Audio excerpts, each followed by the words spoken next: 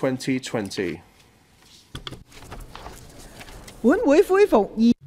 This Council resumes the second reading debate on the Insurance Amendment No. 2 Bill 2020. Does any member wish to speak? If not, Mr. Chan Kin Po. Thank you, Madam Deputy. I speak in support of the second reading of this bill. This is to enhance and as well as to put in place a regulatory framework for regulating and supervising insurance groups where a holding company for the group is incorporated in Hong Kong. This will be conducive to making Hong Kong a base for insurance. I thank the government for their efforts. All the three bills will be there to help develop the market further. I'm sure that the future will be brighter and better. This will also inject impetus to the development of economy here. Currently, the power of the insurance authority can only regulate companies as single entities. The IA has no direct power of supervision over holding company. There are three. Well, the IA is currently the regulator of three international groups. They will exercise influence and indirectly regulate these insurance groups. In accordance with the recommendation of the IMF, amendments should be made to our laws, hence this bill. Holding company will be incorporated into the scope of regulation. Well, for the three insurance groups where the IA is the current group supervisor, said that they welcome the government's proposal. This will be conducive to the market development. This will also align Hong Kong's system with that of other countries. In the UK, in Bermuda, they have similar group system set up. We've started late, but I think that the amendment will enhance our competitiveness so that Hong Kong will become an international insurance hub. Thank you. Mr. Kenneth Leung.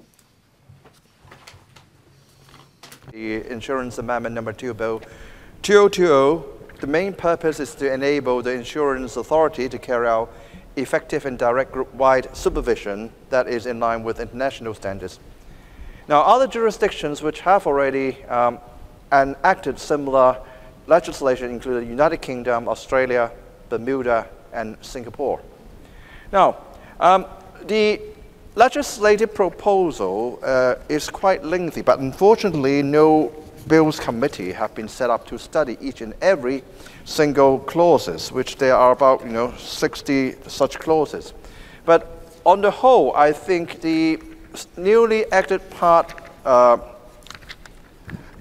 merely reflects the approach the insurance authority has been doing on a single insurance company. And the amendment will generally benefit the existing groups which have a holding company set up in Hong Kong, namely, I can mention them because I have no conflict of interest, unlike the Honourable Chan Kin Po, AIA, FWD, and also Prudential.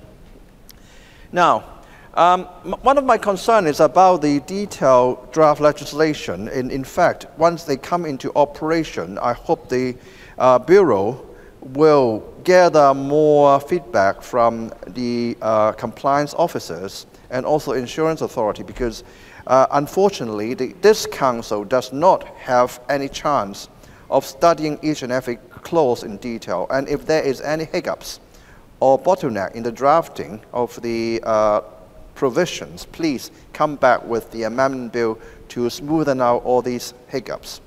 And after all, having a piece of legislation in place doesn't mean that you will naturally attract businesses to Hong Kong. That is a myth only. I mean, you need to work very hard to tell the people what are the attractiveness of setting up, a holding company, insurance group headquarters here in Hong Kong. And I hope, by having this bill, the insurance landscape will change and we'll get more headquarters to set up the holding company in Hong Kong. And I will give this bill my support. Thank you. 郭家麒議員。主席，呢條條例咧就話希望透過一個新嘅修訂咧，第二號修訂係令到咧呢個保險業咧係受到監管。咁啊，呢個可能係個良好意願嚟嘅。大家仲記得我啱啱之前講過呢個強積。They may have the best of intention. We talked about the MPF earlier on tonight. Here in Hong Kong, a lot of the insurance sector, the policyholders are at a disadvantage. In the 2020 of the complaints, a lot of them are actually travel insurance. They don't enjoy any protection. This may not be the tip of an iceberg. There are so many mega insurance companies that are running their business in Hong Kong, and in fact, they are trying to get a lot of insurers in the mainland being involved. I don't think the amendment will serve to protect the interest of the insured. There will only be some structural changes. These insurance groups or the holding companies, if they're running in Hong Kong, they have to be subject to the same standard. Unfortunately, will these regulations ensure that the public interest can be safeguarded? In the insurance sector, there are many layers of operation before the policyholders will enjoy the protection. You have the intermediaries, you have the agents, the brokers, and then the holding company and the group. There are so many layers. It would be hard sometimes for us to identify the culprit. If you want to complain against an insurance group that has done something which is unreasonable, like in the COVID pandemic, and there are 15 complaints. There may be complaints against the medical insurance, and people don't get compensated under the policy, and people don't have anywhere to turn to.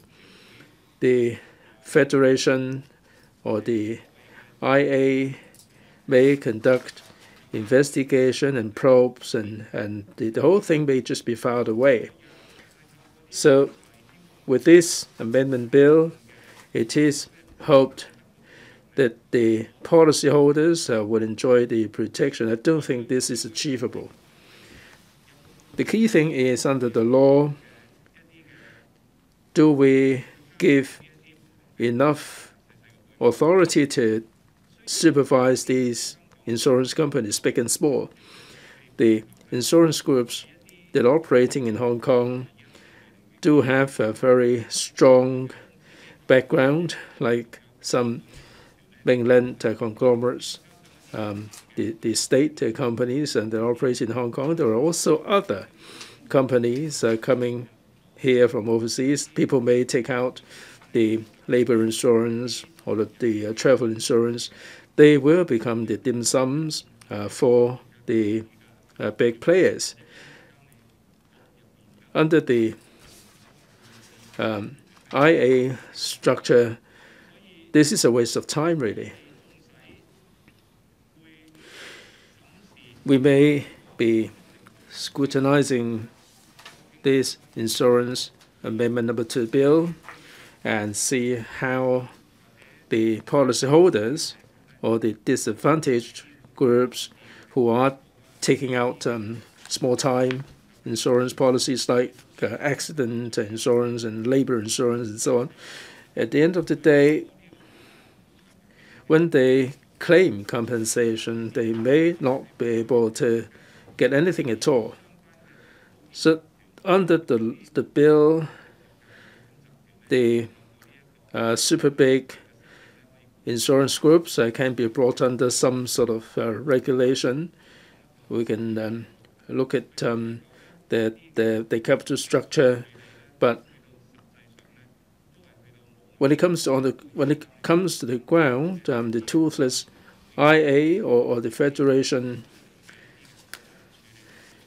will handle the complaints in accordance with the mechanism.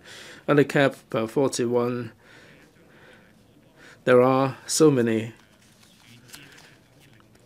ways that the insurance companies and the practitioners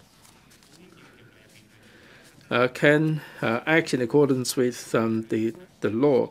But when complaints are lodged against the intermediaries, they will not get anywhere. And they may use some fronts to take the rap and bear the responsibility. For large insurance companies, they may be paying lip service many a time. So we cannot believe that with this amendment, we will be able to rationalize the insurance sector and bring it up to a reasonable level. We cannot expect that the grassroots people, the policyholders, would be able to get compensated in a reasonable manner. Now, the government is tinkering around the edges, and we're asking for too much if we want to make improvement. I think the key thing is to sort out the layers of protection. In the insurance sector today,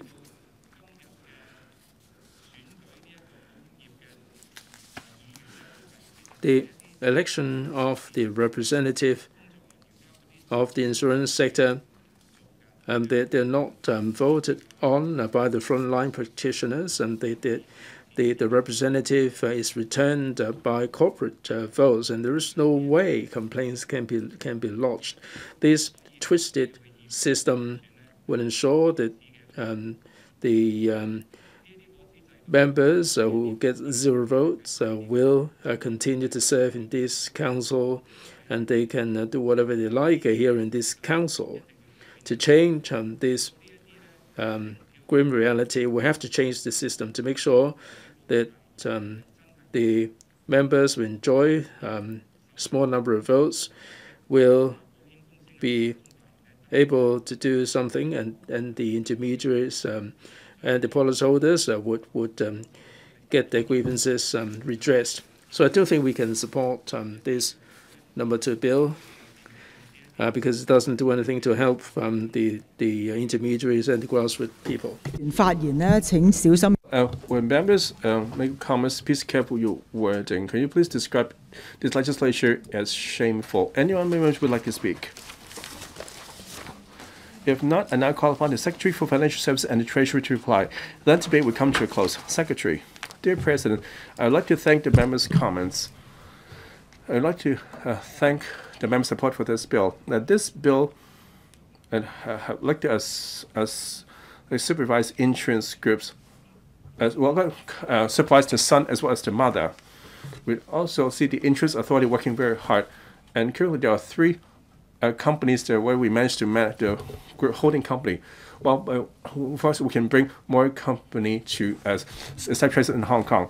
And now put the question to you that the insurance bill, No. 2 bill 2020, be read the second time. With those in favor, please raise your hands.